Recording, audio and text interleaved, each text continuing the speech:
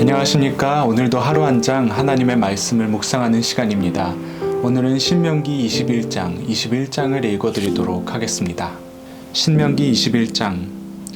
하나님, 여러분의 하나님께서 여러분에게 주신 땅에서 들에 방치된 주검이 발견되었는데 누가 그를 죽였는지 아무도 알지 못할 경우 여러분의 지도자와 재판관들이 나가서 그 주검이 있는 곳에서부터 인근 성읍들에 이르는 거리를 재어야 합니다. 그 주검에서 가장 가까운 성읍의 지도자와 재판관들은 아직 부린 적도 없고 멍에를 메운 적도 없는 암송아지 한 마리를 끌고 오십시오. 지도자들은 물이 흐르는 골짜기, 땅을 갈아엎거나 씨를 뿌린 적이 없는 골짜기로 암송아지를 끌고 가서 그 목을 꺾으십시오. 그런 다음 레위인 제사장들이 나서십시오. 그들은 하나님께서 택하셔서 이런 일과 관련해 그분을 섬기고 법적 소송과 폭력 범죄를 수습하며 하나님의 이름으로 축복을 선언하는 일을 맡은 사람들입니다. 마지막으로 그 주검에서 가장 가까운 성읍의 지도자들 모두가 물가에서 목이 꺾인 암송아지 위에서 손을 씻고 이렇게 말하십시오. 우리는 이 사람을 죽이지 않았고 누가 이 사람을 죽였는지도 모릅니다. 하나님, 주께서 속량하신 주의 백성 이스라엘을 정결하게 해주십시오. 주의 백성 이스라엘을 이 살인죄에서 깨끗하게 해주십시오. 그러면 이스라엘은 그 살인에 대한 책임을 벗게 될 것입니다. 이 절차를 따름으로써 여러분은 그 살인에 관여했다는 의혹에서 벗어날 것입니다. 여러분이 하나님 보시기에 옳은 일을 했기 때문입니다. 여러분이 적과 싸우러 나갈 때에 하나님, 여러분의 하나님께서 여러분에게 승리를 안겨주셔서 포로를 사로잡았는데 여러분이 그 포로들 가운데 아름다운 여자를 보고 마음이 끌려 그 여자와 결혼하고 싶을 경우 여러분은 이렇게 하십시오. 그 여자를 집으로 데려가 머리를 손질하고 손톱을 깎고 포로로 잡혔을 때 입던 옷을 벗어버리게 하십시오.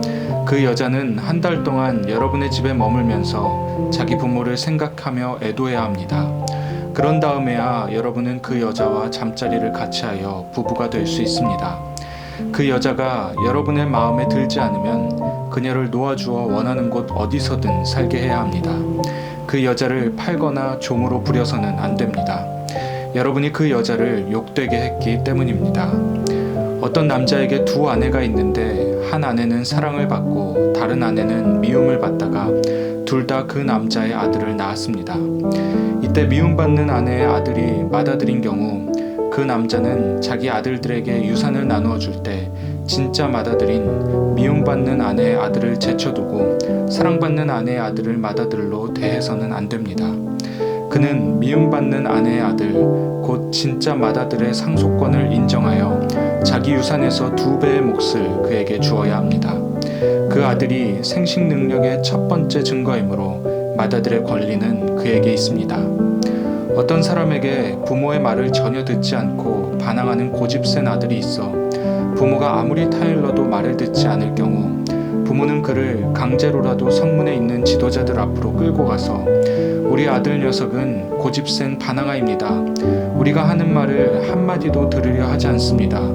게다가 먹보이고 술꾼입니다 하고 말하십시오.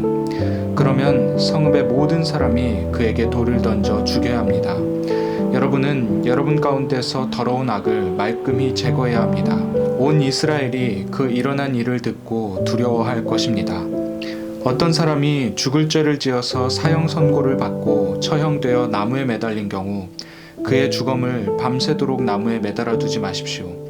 그날로 무덤에 안장하여 여러분의 하나님께서 주신 땅을 더럽히는 일이 없게 하십시오. 사형당해 나무에 매달린 사람은 하나님을 욕되게 하기 때문입니다. 아멘. 오늘 주신 이 말씀을 묵상하며 잠잠히 기도하는 시간 갖도록 하겠습니다. 기도하겠습니다.